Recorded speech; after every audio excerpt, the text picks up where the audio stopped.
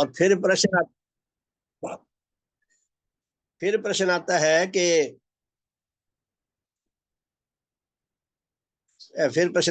कि जिन जिन विषयों में हम सत्य ज्ञान पा सकते हैं, उसके पाने की विधि क्या है। उसका उत्तर दिया है कि नेचर ने प्रत्येक पक्ष में सत्य ज्ञान हमें मिल सके, उसके लिए हमारी आत्मा को विकसित किया है। भगवान ने आत्मा के जितनी शक्तियां हैं, जितनी शक्तियों से गठित होकर हमारी आत्मा का स्वरूप बना है, भगवान ने उन सारी शक्तियों को श्रेणीबद्ध करके 8 श्रेणियां बनाई हैं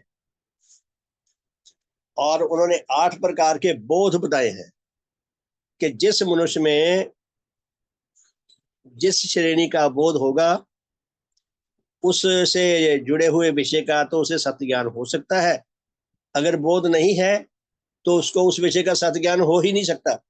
चाहे वो अस्तित्व है, चाहे उसे कुछ कितना ही कोई समझाया जाए, उसे सत्य ज्ञान नहीं हो सकता। जिस जिस विषय में हमारे आत्मा में बोध शक्ति वर्तमान है और वो अच्छी अवस्था में है, सुदृढ़ अवस्था में है, उस विषय में अगर कोई हमें टीचर, कोई मास्टर, कोई ट्यूटर पढ़ाए, हमारे पे खूब मेहनत करे, हम भी गहरे तौर पर आकांक्षी हों, तब हमें उस विषय में सत्य ज्ञान मिल सकता है, अन्यथा नहीं मिल सकता।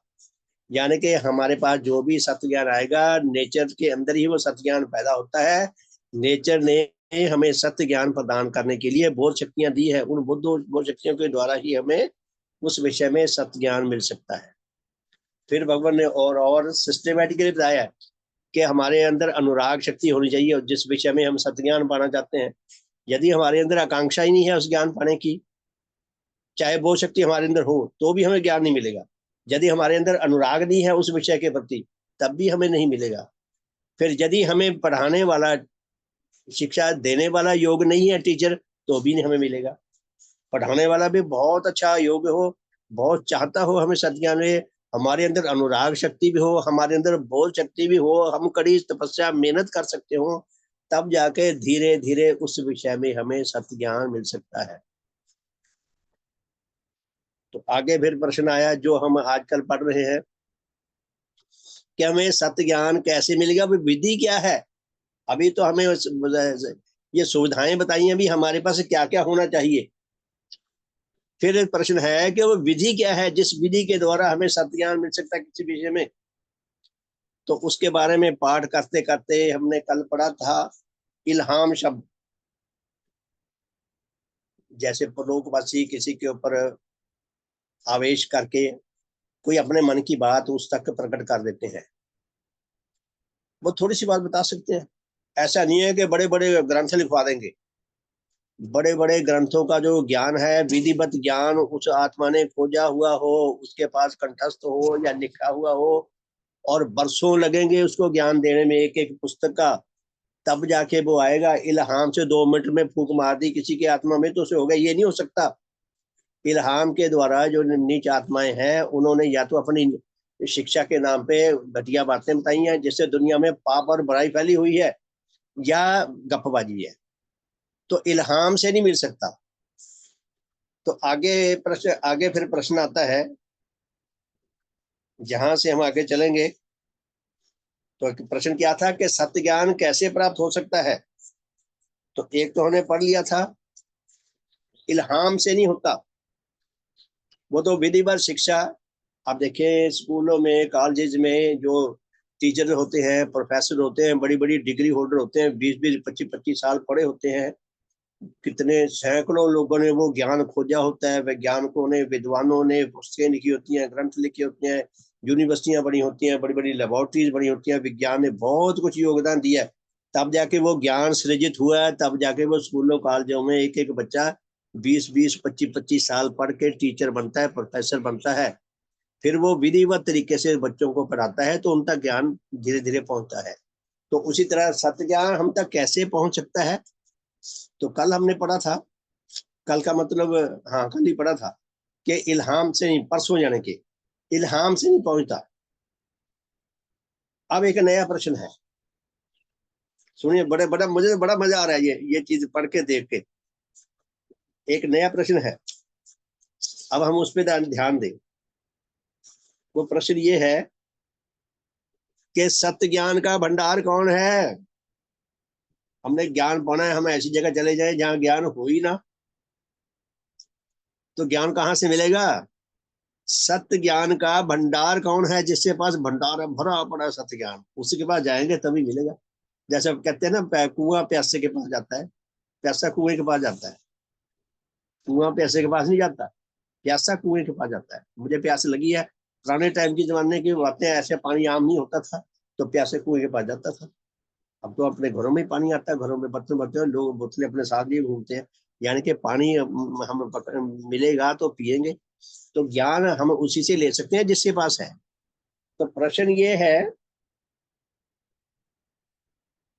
कि सत्य ज्ञान का भंडार कौन है, जिसके पास हम जाके ज्ञान लाभ कर सकें, उसे प्रार्थना कर सकें। तो उत्तर क्या है कि विश्व या नेचर ही एकमात्र सत्य ज्ञान का भंडार है। सत्य ज्ञान का असीम भंडार है, मात्रा से कहीं ज्यादा अधिक है। इतना ज्ञान है नेचर के पास, जो लाखों करोड़ों साल में से सारा ज्ञान इकट्ठा करे पड़ता रहे फिर भी समाप्त नहीं होगा, इतना ज्ञान है। तो नेचर, एकमात्र नेचर या एकमात्र विश्व जो है, सत्य ज्ञान का अकूत भंडार है। अगर हमने ज्ञान पाना है तो नेचर के पास जाना है। नेचर के गर्भ से जो ज्ञान निकला है वही सत्य ज्ञान है, वही, उसी ज्ञान को पाकर हमारी रक्षा और विकास हो सकता है। तो सत्य ज्ञान का भंडार विश्व है, नेचर है।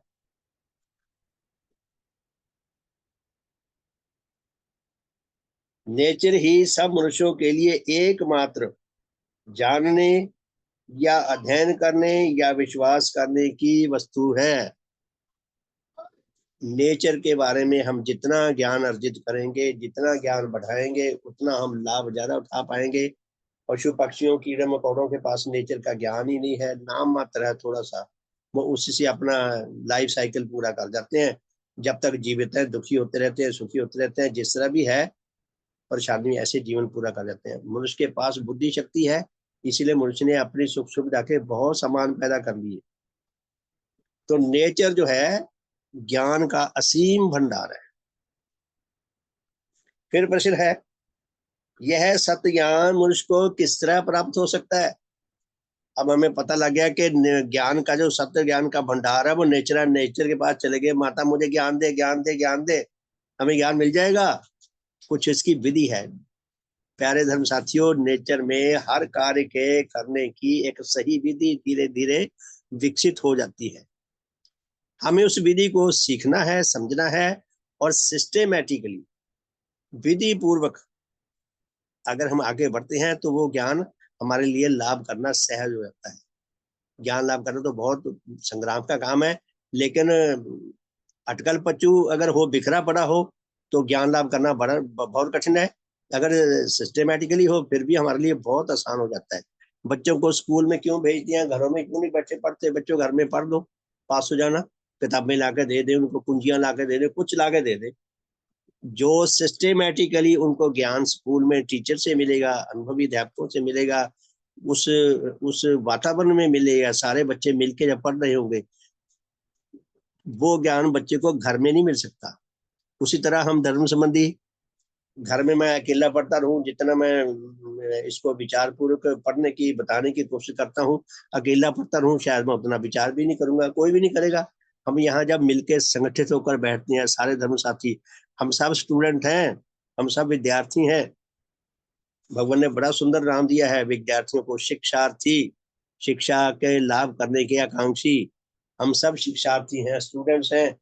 हम मिलके बैठते हैं तो हम विचार विमर्श करते हैं, तो धीरे धीरे धीरे धीरे जब हम ज्ञान के पुस्तक को खंगालते हैं तो धीरे धीरे हमें ये ज्ञान समझ आने लगता है।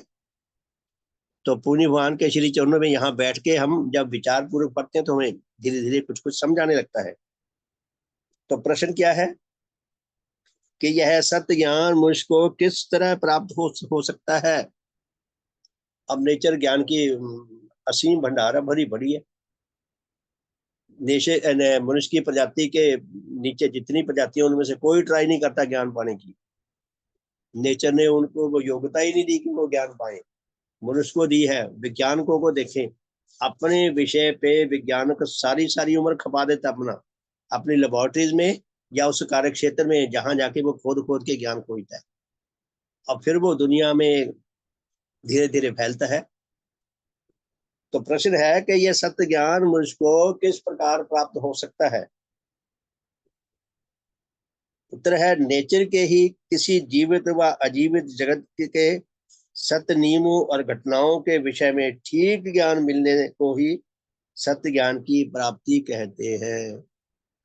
जो भी ज्ञान है नेचर में, चाहे जीवित अस्तित्व के विषय में, चाहे अजीवित जानदार या बेजान किसी अस्तित्व के विषय में भी है, उस सत्य ज्ञान को जानने के नियम हैं और घटनाएं हैं। जब हम नियमों और घटनाओं के समावेश से उस घटना को समझने लगते हैं तो धीरे धीरे उस विषय में हमें सत्य ज्ञान होने लगता है। हम वर्षा को ही ले लें, यहाँ रात वर्षा होती रही, अम्बाला में बहुत वर्षा हुई, आज सुबह भी, आज भी दिन में भी काफी वर्षा हुई। हम वर्षा को ही लें, वर्षा कैसी होती है, बचपन में सुना करते थे कि इंद्र महाराज है, इंद्र देवता, वो वर्षा करता है। वो गर्मियों में, झुलस थी गर्मियों में, कभी बरसात हो जाती थी जून जुलाई में और हवा चलने लगती थी तो अच्छी ठंडी हवा चलती थी, ऐसा जैसे एसी में से हवा आती है।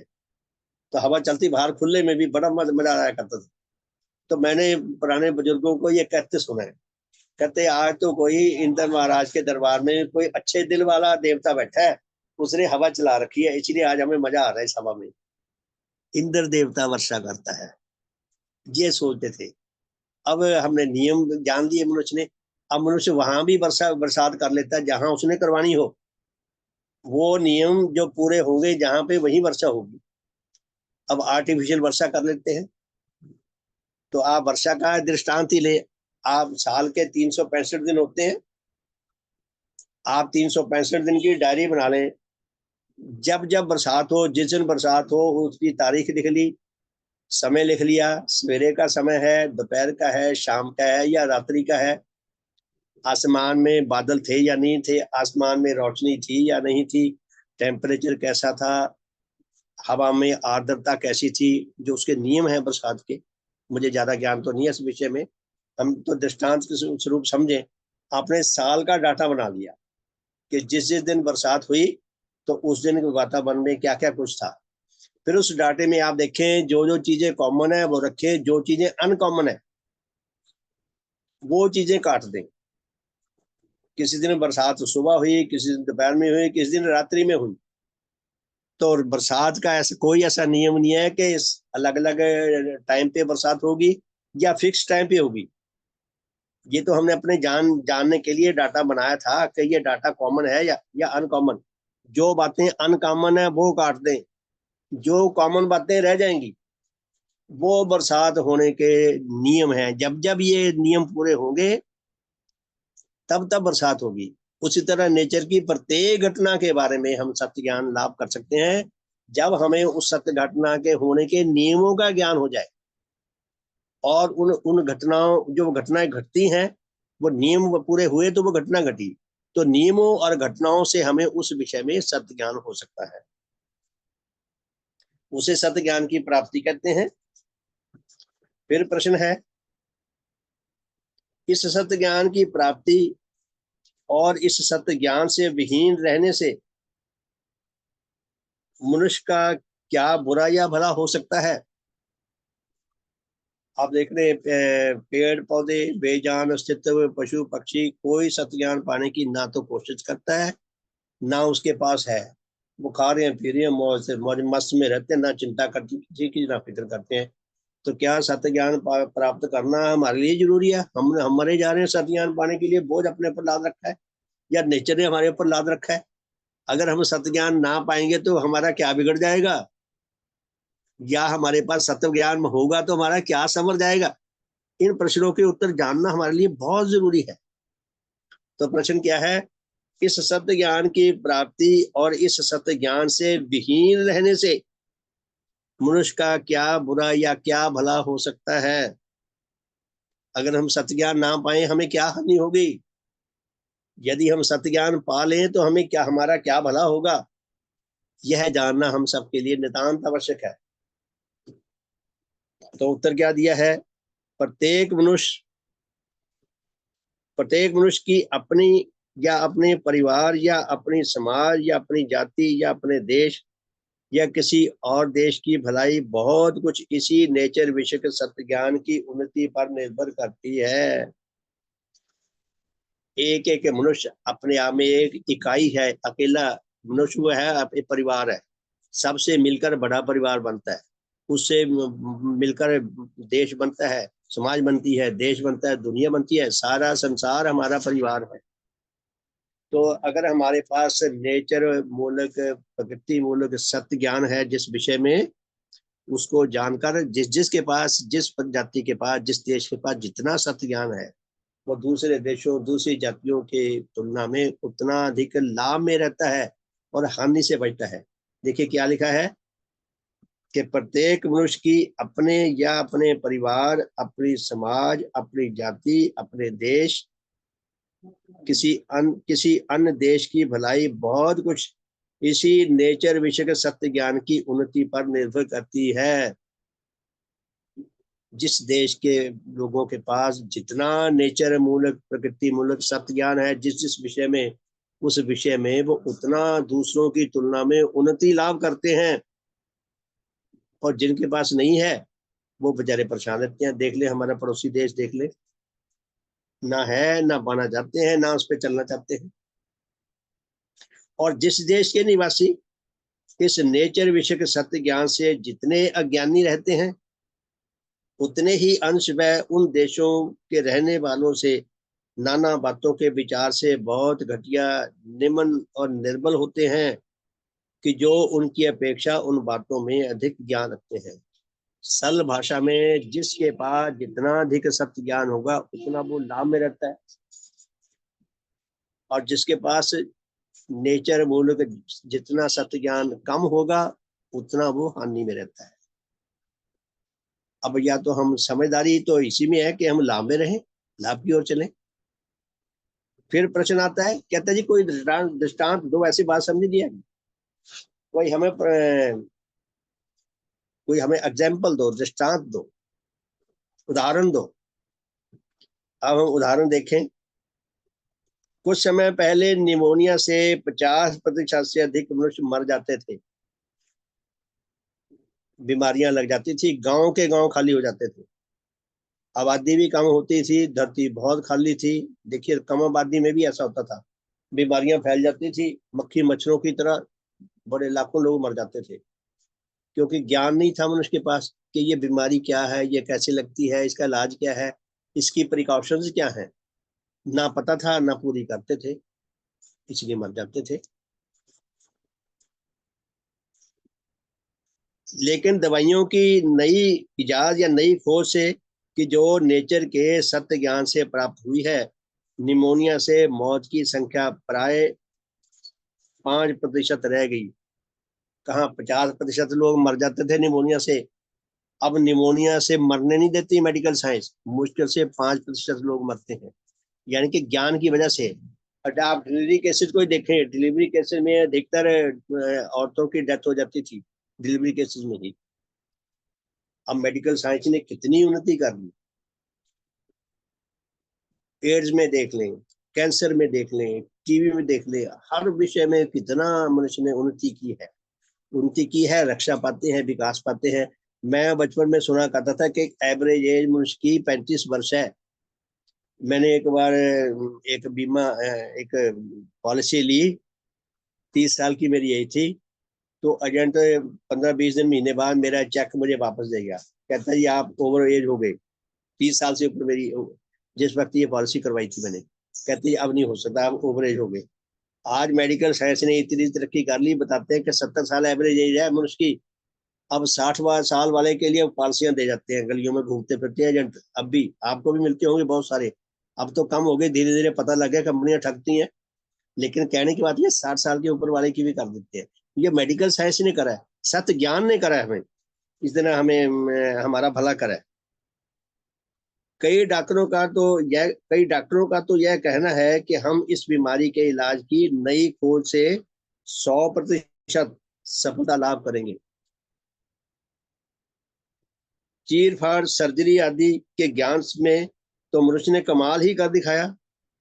पहले क्लोरोफार्म देकर मनुष्य को बेहोश करके फोड़ों और अंगों को चीरने का काम होता था, लेकिन अब ऐसी दवा खोजी गई है कि रोगी को बेहोश करने की आवश्यकता नहीं होती, केवल उसी जगह को थोड़े से स्थान को सुन्न कर दिया जाता है और बिना किसी दर्द और कष्ट के ऑपरेशन कर दिया जाता है।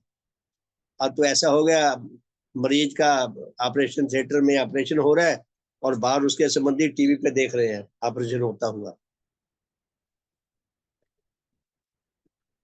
कहते हमारे ही समय में, कनल जी ने लिखी है, ये मेरे ही कहते समय की बात है कि एक औरतें बच्चा जनने की हालत में सबसे यह कहकर जाती थी कि क्या पता बचेंगे या मरेंगे।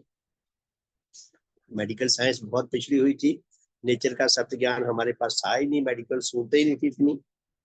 नादान दाइयों की अज्ञानता से कभी कभी 80% महिलाएं एक एक शहर में मर जाती थी। लेकिन वैज्ञानिक लोगों ने इस विषय में इतनी उन्नति कर ली है कि वह छाती ठोककर दावा करते हैं कि हम बच्चे के पैदा होने में एक स्त्री को भी मरने नहीं देंगे। अब डिलीवरी केस में कोई बहुत ही रेयर केस ऐसा होगा जो बेचारी कोई बहुत ही अभागी स्त्री चली जाए, नहीं तो मेडिकल साइंस मरने नहीं देती। सत्य ज्ञान का ये लाभ हुआ है। एक हिंदुस्तानी डॉक्टर साहब जो लंदन से आए थे, उन्होंने एक पब्लिक लेक्चर में कहा था कि इंग्लैंड के डॉक्टरों ने टाइफाइड की बीमारी पर इतना अधिक नियंत्रण कर लिया है कि वह एक जन का भी इस बीमारी से मरना सहन नहीं कर सकते। टाइफाइड के मरीज को वो मरने नहीं देंगे, कहते वो दावा करते हैं। कहने का तात्पर्य है कि जिन देशों में रहने वालों ने नेचर को छोड़कर, जिन्होंने विश्व को छोड़कर, जिसका जो असीम ज्ञान का भंडार है प्रकृति माता, जिसने विश्व को छोड़कर इल्हाम के पीछे लग गया और सस्ते अपने लिए रास्ते ढूंढने लग गया, इल्हाम के पीछे लग गए या और सस्ते रास्तों की ओर लग गए, उन्होंने अपनी बहुत बड़ी बर्बादी की है, बहुत तबाही की है। सत्य ज्ञान से विहीन होना एक बहुत बड़ा अभिशाप है मानवता के लिए। एक एक बीमारी में हजारों लाखों स्त्री पुरुष उस बीमारी के चंगुल से छुटकारा पाने के लिए नेचर के सत्य ज्ञान की खोज में जाने की बजाय इल्हामी पुस्तक सिर पर लिए हुए कल्पित देवता की प्रार्थना करते देखे जाते हैं। बचपन में मेरे मेरे माता जी, मेरी बड़ी बहन जी, मुझे माता जी कहा करते थे, जब मुझे कोई बुखार हो जाता था कुम्हार के पास ले जाओ, थोड़ा करता था। थोड़ा करता बोलते हैं जैसे कोई क्या कहते हैं, जैसे कोई कोई मिथ्या पूजा करके या कोई कोई ऐसा विधि बनाकर इलाज करे। नाई के जाकर मेरा इलाज कराया। नाई ने, मैं मुझे याद आ रही है बचपन में अपनी छोटी घटनाएं। कुम्हारों के जाकर, जैसे वो मंत्र पढ़ के फूंक मार के ना रोग ठीक करेंगे। तो प्यारे धर्म साथियों, नेचर में प्रत्येक घटना के लिए एक स्थायी अटल नियम काम करता है। प्रत्येक घटना के पीछे स्थायी नियम काम करता है। उसके लिए आधार भूमि होती है एक पिछली घटना की, उसके आधार पे दूसरी घटना होती है। और नेचर में हर घटना नेचर के नियमों के आधार पर है, उसका इलाज भी उसके नियमों के आधार पर ही हो सकता है, ना कि इस किस्म की फालतू की मिथ्या मिथ्या मंत्र पढ़ के या और धागे बांध के या कुछ और ऐसा साधन करके इलाज हो, ये नहीं हो सकता। तो क्या बताया, एक एक बीमारी में हजारों लाखों स्त्री पुरुष उस बीमारी के चंगुल से छुटकारा पाने के लिए नेचर के सत्य ज्ञान की खोज में जाने की बजाय इल्हामी पुस्तक सिर पर लिए हुए कल्पित देवता से प्रार्थना करते देखे जाते थे। यानी कि जो सही विधि है किसी बीमारी को काटने की, उसका इलाज करने की, उसकी बजाय और ही अटकल बच्चू बातें करते रहते थे। पहले चेचक हो जाती थी, वो चेहरे पे निशान पड़ जाते थे, कहते थे माता ही है, अच्छी माता है, जो चेहरा ही भद्दा कर गई, चेचक के दाग पड़ गए, और जान भी ले लेती है। तो नेचर के जब नियम जान लिए जिन्होंने, उन्होंने वो बीमारी पैदा होने के या बीमारी को खत्म करने के नियमों को जानकर अपने डॉक्टरों ने वो पूरा किया, हमारा इलाज किया, तो हम ठीक होने लग गए, रक्षा होने लगी। कहते परिणाम जो होना था वही हुआ।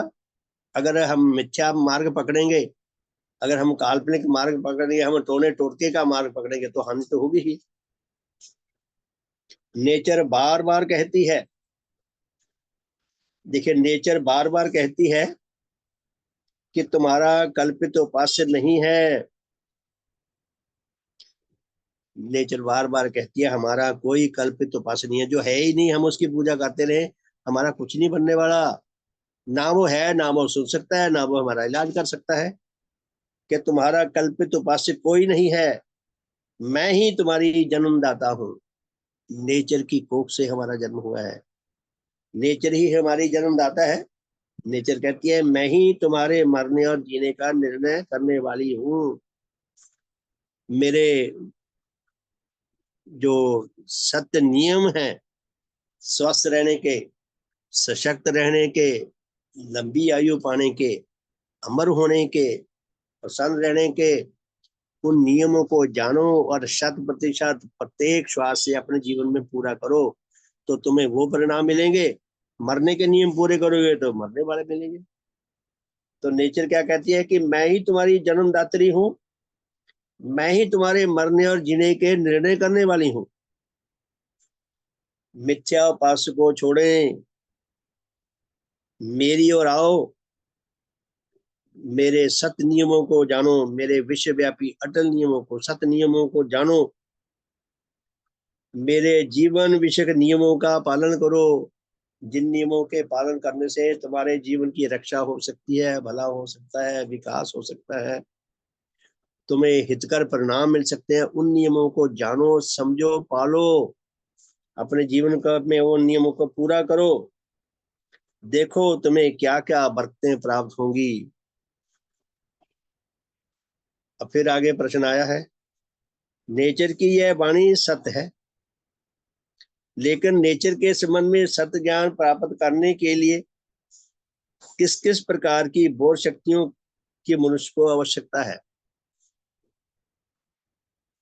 पीछे हमने पढ़ा ना, पीछे हमने खाली संक्षेप में पढ़ा है, आगे विस्तार में आएगा ये कि कौन कौन सी बोध शक्तियां हैं जो हमारे अंदर अगर होगी तो उन विषयों में हमें सत्य ज्ञान मिलेगा। सत्य ज्ञान मिलेगा तो हमारी रक्षा और विकास का, हमारे भले की गारंटी हमें मिल जाती है।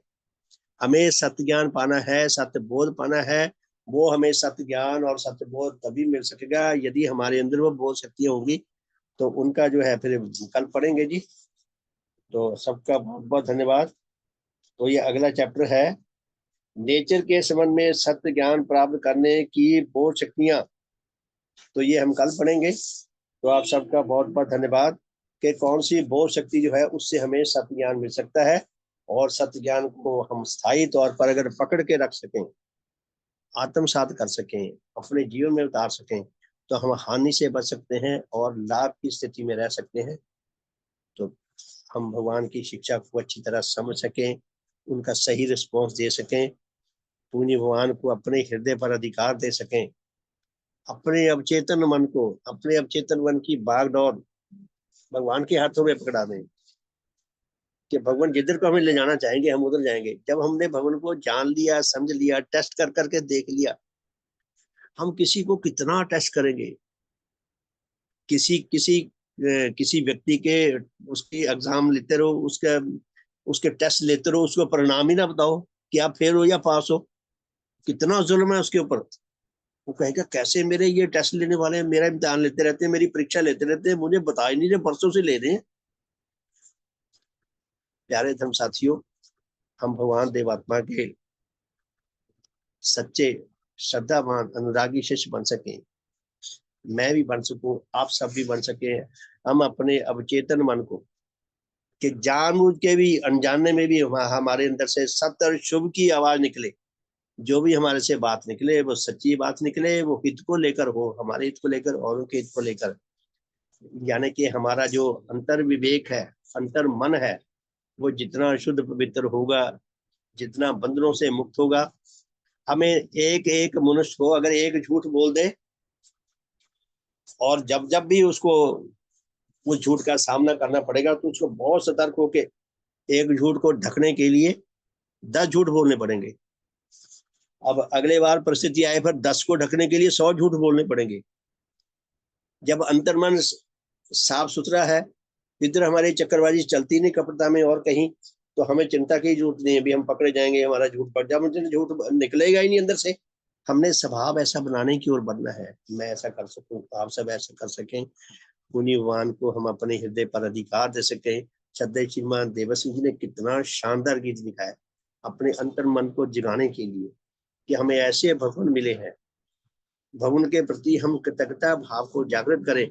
जो जो हमें भगवान से परम उपकार मिले हैं, मिल रहे हैं, और जो हमें परलोक में भी मिलेंगे, मिलते रहेंगे, हम उन उपकारों को याद कर करके भगवान के प्रति अपनी कृतज्ञता को गहरा करें। और भगवान के अंदर जो गुण है, जो विशेष गुण है सारी मानवता से, चाहे उन विशेष गुणों का हमें कुछ लाभ ना हो, तो भगवान के प्रति हम श्रद्धा को बढ़ा सकें। ये कमाल है, आपके अंदर कितने जबरदस्त गुण है। हमारी श्रद्धा बढ़ेगी तो हमारी कृतज्ञता को भी आहार मिलेगा, श्रद्धा के अंदर कृतज्ञता को भी आहार मिलता है।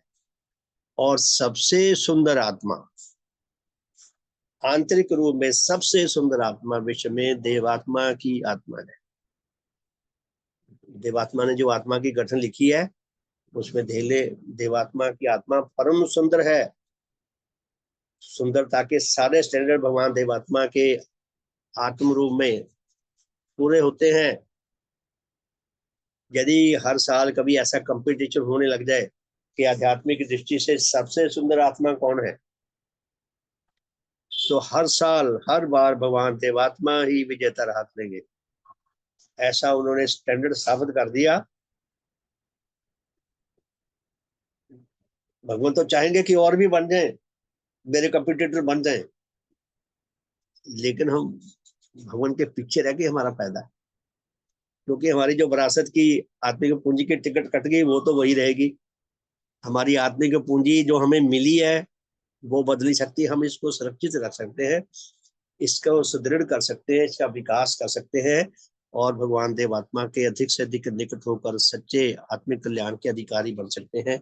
तो प्यारे धर्मसंधियों, मैं ऐसी सफलता लाभ करने के लिए आगे बढ़ सकूं, आप सब वर्ष आगे बढ़ सकें, हम सब का शुभ हो, सबका हित हो, सबका मंगल हो, सबका कल्याण हो, हम सब में उच्च मेल आए, उच्च एकता आए, उच्च प्रेम आए, सबका भला हो। बहुत बहुत धन्यवाद। जय ध्वनि करके इस साधन को विराम देते हैं। फिर रात को मिलेंगे 8:40 पे, और फिर कल मिलेंगे प्रातः 5:45 पे। तो सबका शुभ हो। बहुत बहुत धन्यवाद। भगवान देवात्मा की जय। भगवान देवात्मा की जय। भगवान देवात्मा की जय। भगवान देवात्मा की जय। सबका शुभ हो, सबका भला हो, सबका मंगल हो, सबका कल्याण हो। Good evening. बहुत बहुत धन्यवाद। सबका भला होगी। ठीक है, फिर रात को मिलते हैं। बहुत बहुत धन्यवाद। सबका शुभ।